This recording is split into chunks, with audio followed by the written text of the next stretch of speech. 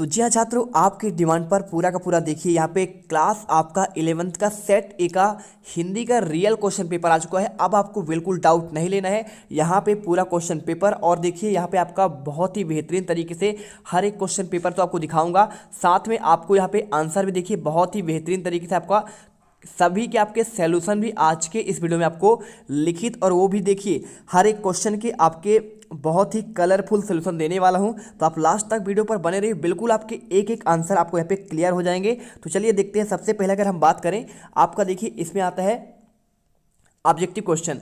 तो objective question में देखिए सबसे पहले क्या आता है, कबीर का देखिए कबीर ने कुम्हार को किसका प्रतीक माना है। तो सिंपल तरीके से देखिए आप उत्तर यहाँ पे ईश्वर का लीजिएगा। सेकेंड क्वेश्चन, पिता के देहांत के समय प्रेमचंद की आयु क्या थी। तो आपको आंसर देखिए आपको 7 वर्ष कर लेने हैं। और इसके बाद देखिए अंगार उगलना का अर्थ क्या है। तो आपको आंसर देखिए यहाँ पे कठोर वचन कहना कर देना है। क्वेश्चन देखिए आपका चौथा लिखा है, उत्तेजना के मूल कारण को क्या कहते हैं। तो बिल्कुल आपका यही क्वेश्चन पेपर आपको देखने को मिलेगा, कुछ भी नहीं पढ़ना है, इसके सिवा आपको कुछ नहीं पढ़ना है। क्वेश्चन देखिए आपका पांचवा क्या आता है, खुदाई के समय गर्मी कम करने के लिए कुएं ऊपर की ओर क्यों फेंका जाता था।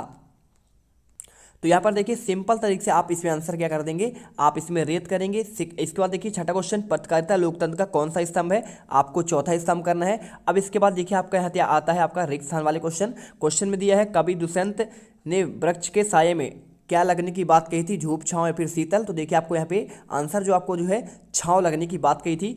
शूटिंग वाले घर में पड़ोस को एक क्या रहता था, देखिए यहाँ पे आपका धोबी रहता था।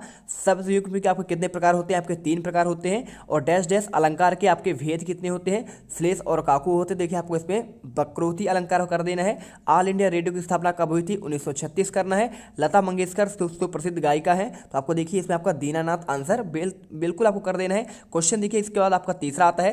क्वेश्चन में क्या दिया है, देखिए आपका इसमें दिया है सत असत वाले क्वेश्चन, आपका बंटी और महाराज महाभोज उपन्यास मन्नू भंडारी की प्रसिद्ध आपका क्या स्तंभ है। तो आपको इसमें सत्य करना है। सेकंड देखिए प्रयोगवादी कवियों ने प्रकृति का मानवीकरण किया है, आपको इसे सत्य कर देना है। भाव पलवन को सार संक्षेपण भी कहते हैं, तो आपको इसमें सत्य करना है।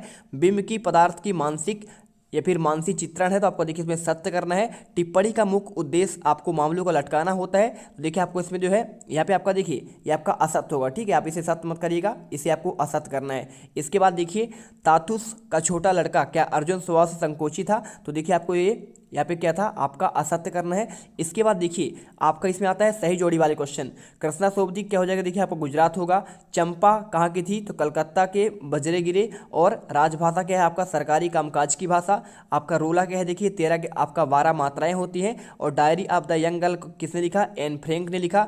राजस्थान की रजत बूंदी देखिए अनुपम मिश्र की रचना है। नमक का दरोगा देखिए क्या है, आपका प्रेमचंद का एक यहाँ पे क्या है, कहानी है। इसके बाद देखिए आपका आता है एक वाक्य में उत्तर, यहाँ पे लिखा है कवि भवानी प्रसाद मिश्र के परिवार में कुल कितने सदस्य थे। तो आपको देखिए आपका इसमें आपको बताना है कि भाई साहब 8 तो उसके भाई थे, और इसके साथ देखिए एक बहन थी, और आपका 2 माता पिता, मतलब आपका माता पिता टोटल कितने थे, 9 तो 11 थे। तो आपको 11 सदस्य करना है। नागार्जुन आधुनिक काल की किस वाद के कवि हैं। तो आपको इसमें आंसर आपको शून्यवाद करना है। 2 या 2 से अधिक व्यक्तियों के बीच होने वाले संभाषण क्या कहलाता है, आपका संवाद होगा। और लोहे का पेड़ किसके लिए बनवा सकते हैं, तो जीवित सपनों के लिए, ठीक है। और इसके बाद देखिए पटकथा का मूल इकाई क्या होता है, आपका देखिए इसमें आपका दृश्य होता है। कोई सा भाई आप पटकथा पढ़ेंगे तो आपको देखना तो जरूरी होगा।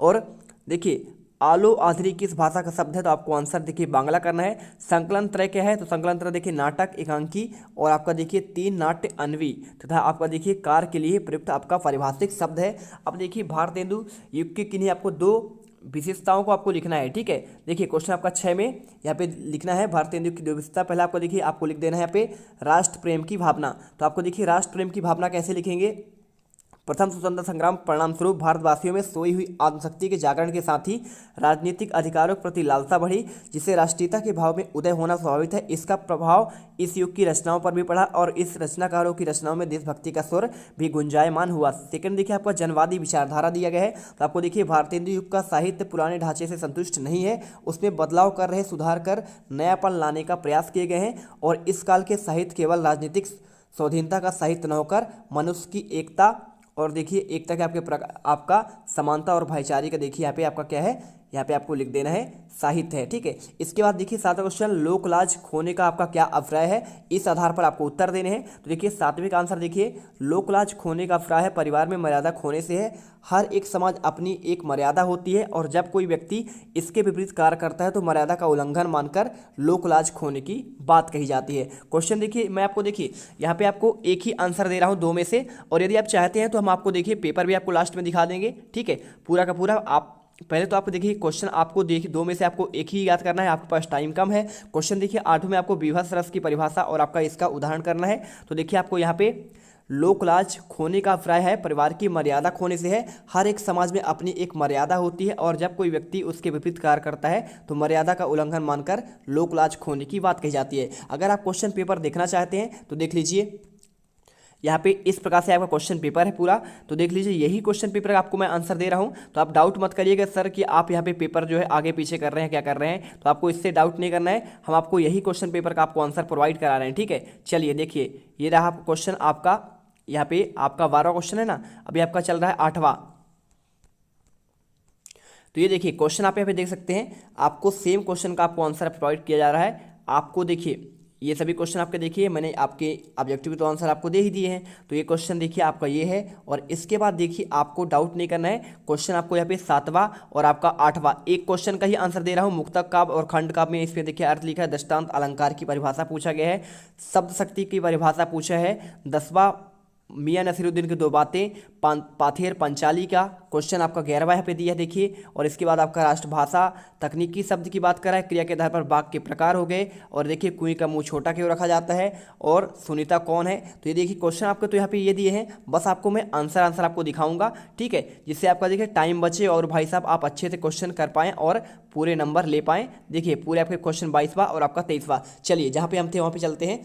तो आपको देखिए हम यहाँ पर थे, क्वेश्चन आपका 8वां, विभत्स रस की आपका परिभाषा आपको उदाहरण सहित लिखना है। तो देखिए आपको यहाँ पे इस प्रकार आंसर करना है, घृणित वस्तुओं को चीज़ों को देखकर अथवा उनके संबंध में विचार करके उनके संबंध में सुनकर मन में उत्साह होने वाली घृणा ग्लानि विभत्स की रस की पुष्टि होती है। अर्थात विभत्स रस के लिए घृणा और जुगुप्सा का होना आवश्यक होता है।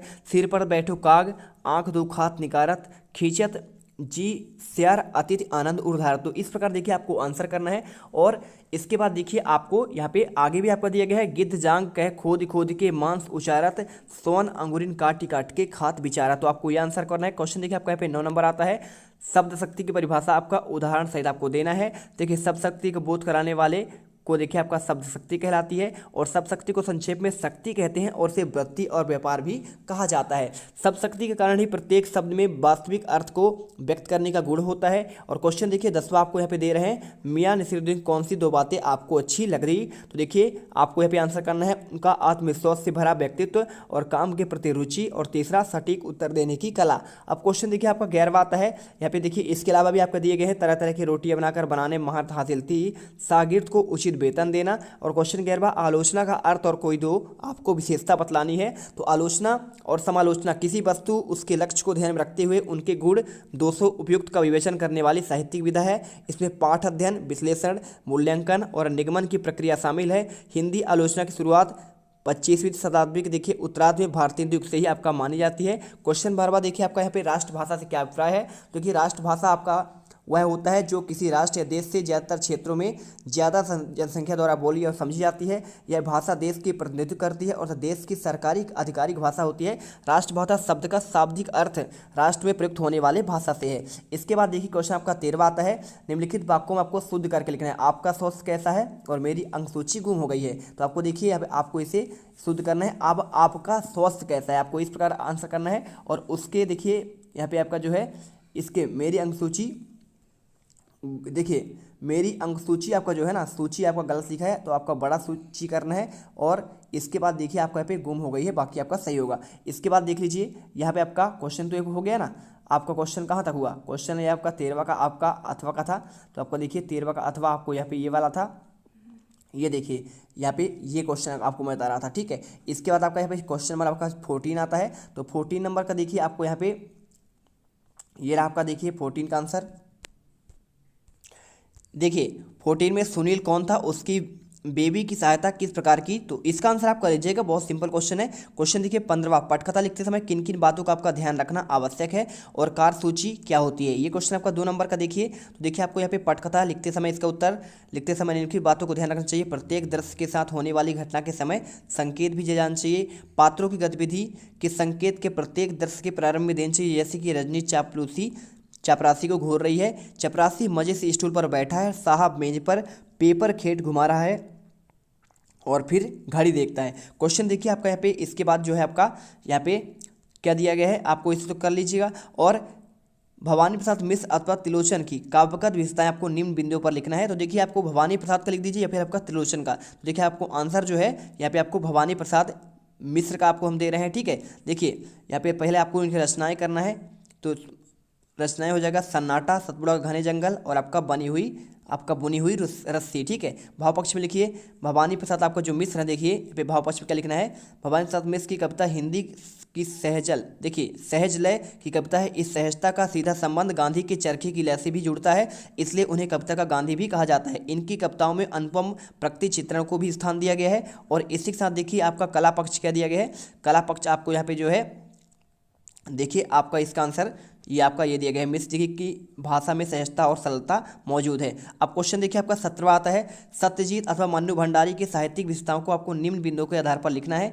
क्या लिखा है, देखिए 2 रचनाएं, भाषा शैली और आपका साहित्य में स्थान। देखिए पहले आपको देखिए यहाँ पे 2 रचनाएं कौन सा होगा, आपका बंटी और आपका महाभोज। और इसके बाद देखिए भाषा शैली क्या है, देखिए इनकी भाषा शैली यहाँ पे विभिन्न प्रकार के हैं। पहला तो आपका देखिए यहाँ पे भाषा देखिए इनका जो भाषा आपका देखिए खड़ी बोली है, ठीक है। और इसी के साथ देखिए आपका जो है तीसरा क्या है, संवाद शैली।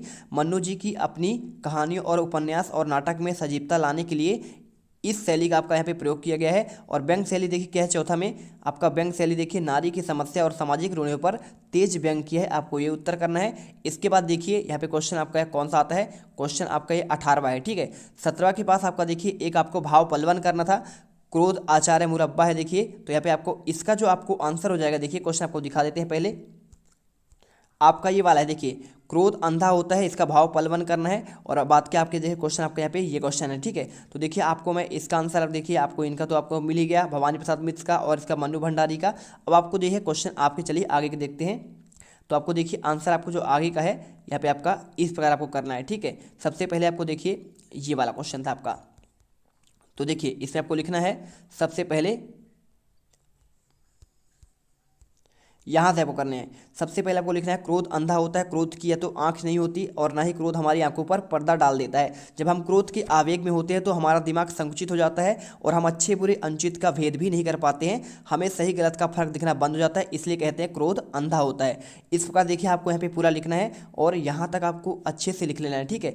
तो आपको यहाँ पे इससे पहले लिखना, शर्मा जी की बात बात पर क्रोध आने की आदत थी। एक बार उनका अपना पन्नी से किसी बात पर झगड़ा हो गया और क्रोध में आकर हाथ में मोबाइल था, वो अपनी पन्नी को दे मारा, पन्नी के सिर पर झुकाकर खुद को बचा ले, लेकिन मोबाइल पीछे दीवार पर लगे टीवी स्क्रीन पर लगा, टीवी भी टूट गया, मोबाइल भी टूटा। और शर्मा जी ने क्रोध में किसका नुकसान हुआ, स्वयं का ही ना, लेकिन किसका नुकसान होगा ये देखने वाली फुर्सत। शर्मा जी ने क्रोध में नुकसान किया और उनके पास कहाँ थी, क्योंकि क्रोध ने तो उनकी आंखों पर पर्दा डाल रखा था, इसलिए कहते हैं कि क्रोध अंधा होता है। क्वेश्चन देखिए आपका 19वां, देखिए गद्यांश काव्यांश का आपका यहाँ पे आंसर देना था। राष्ट्रीय चरित्र का विकास प्रजातंत्र का आधार है। अब देखिए इसमें आपको जो है आंसर कैसे करना है, पहले तो आपको गद्यांश का उचित शीर्षक देना है, रेखांकित शब्दों का अर्थ लिखना है और गद्यांश का साथ देखिए तो शीर्षक आपको लिख देना है प्रजातंत्र एवं नैतिकता, शब्दार्थ की निर्माण आपको लिखना है कार्य रूप में वर्णित करना और राष्ट्रीय चरित्र राष्ट्र का चित्रण यानी आपका नैतिकता का। अब देखिए सारांश कैसे लिखना है, प्रजातंत्र में राष्ट्रीय चरित्र चित्रण का आपका अधिक महत्व है, प्रजातंत्र की सफलता एवं विकास राष्ट्रीय चरित्र और नैतिकता की भूमिका होती है, भारत नैतिकता और राष्ट्रीय चरित्र के बल पर विश्व में गौरवान्वित हो रहा है। क्वेश्चन देखिए आपको इसमें 21वें आपको संदर्भ प्रसंग आपको व्याख्या करना है काव्यांश का। तो देखिए आपको इसमें जो है आंसर कैसे करना है, ये आपका दिया गया था इसमें, कहाँ तो तय था चिरागों के हर एक घर के लिए, कहाँ चिराग मैसर नहीं शहर के लिए। तो आपको इसका देखिए करना है, तो देखिए आपको आंसर जो करना है या आपको इस प्रकार करना है। तो देखिए आपको आंसर करना है, सबसे पहले आपको देखिए इसमें प्रसंग लिखना है, प्रस्तुत पंक्तियाँ का दुष्यंत कुमार की गजल साये में धूप से अवतरित है, राजनीति और समाज में जो कुछ चल रहा है उसे खारिज करने और विकल्प की तलाश में इस गजल का केंद्रीय भाव आपको यहाँ पे बताना है। और इसके बाद देखिए व्याख्या क्या करना है। व्याख्या में आपको लिखने कभी राजनीतिज्ञों पर व्यंग करते हुए कहता है कि राजनीतिक लोगों को बड़े बड़े लुभावने सपने दिखाते हैं। उन्होंने यह तय किया है कि प्रत्येक घर के लिए एक चिराग होता है, अर्थात हर घर को रोशनी प्रदान की जाएगी और इन घरों में रहने वालों के जीवन में खुशहाली आएगी, पर उनका आश्वासन थोथा होकर रह गया। यथार्थ स्थिति यह है कि पूरे शहर के लिए भी आपका एक चिराग नहीं है और यह कथनी और करने में अंतर है। पूरा शहर अंधकार में डूबा हुआ है, अर्थात अभाव में रह रहा है। और इसकी बनावट समाज की दुनिया में बड़ा विचित्र है। यहाँ तो पेड़ों की छाया भी में भी आपका धूप रहता है, अर्थात यहाँ के लोगों की शांति नहीं मिल पाती है, यहाँ से कहीं दूर चल जाना चाहिए। तो आपको इस प्रकार करना है। विशेष देखिए राजनीतिज्ञों की कथनी करने में अंतर आपको दर्शाया गया है। दरखास्तों के आपके साये में धूप विरोधाभासी स्थिति में आपका विरोधाभास अलंकार है और उर्दू अर्थ का भरपूर प्रयोग किया गया है। और इसके बाद देखिए क्वेश्चन आपका 22वां आता है, अंक सूची खो जाने पर आपको मंगाने के लिए आवेदन पत्र। तो प्रति सचिव माध्यमिक शिक्षा मंडल भोपाल, विषय आपको लिखना है अंक सूची की द्वितीय प्रति। हेतु महोदय सविनय नम्र निवेदन है कि मेरी कक्षा 10वीं की अंक सूची रेलगाड़ी में यात्रा करते समय खो गई थी। मैंने सन 2020 में देखिए लिखना है आपको 10वीं की परीक्षा दी थी, अतः मुझे अंकसूची की द्वितीय प्रति भेजने की कृपा करें। मैंने निर्धारित शुल्क 100 रुपये बैंक चालान और आपका देखिए यहाँ पे आपका भेज रहा हूँ। संबंधित आपका जानकारी भी आपको देना पड़ता है।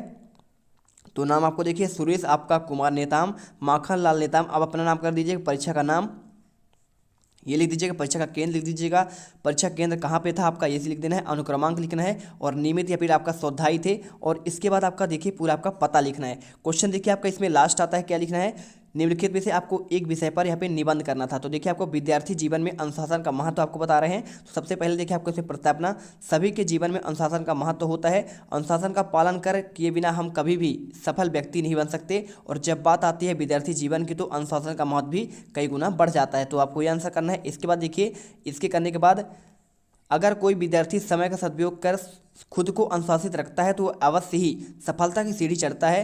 अनुशासित रहकर विद्यार्थी नियमों का पालन करने भी आपको सीखते हैं। अनुशासन का पालन करके ही आगे चलकर कर सकते हैं। तो आपको इस प्रकार देखिए आपको आंसर करना है पॉइंट बाय पॉइंट, ठीक है, यहाँ तक कर लीजिए। और इसके बाद देखिए अगला पॉइंट आपको यहाँ पे मिल जाएगा।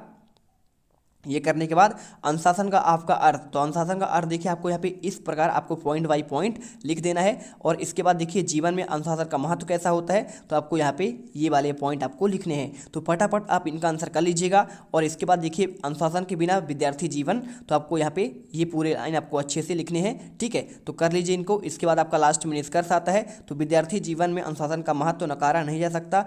सभी अध्यापकों को अपने शिष्य के अनुसार महत्व जरूर सिखाना चाहिए, क्योंकि अगर एक बार विद्यार्थी अनुशासन में रहने की कला आ जाती है तो उसका जीवन आसान हो जाता है, वह किसी भी कार्य को सफलतापूर्वक कर सकता है। तो इस प्रकार देखिए हमने आपको पूरे क्वेश्चन पेपर के यहाँ पे आंसर दे दिए हैं। और आई होप अब आपको यहाँ पे हिंदी के पेपर में गर्दा उड़ा देंगे। देखिए सभी क्वेश्चन के आपके सही विकल्प के आंसर आपको ये दिए गए हैं। ईश्वर, 7 वर्ष, कठोर वचन, विभाव, रेत और आपका चौथा।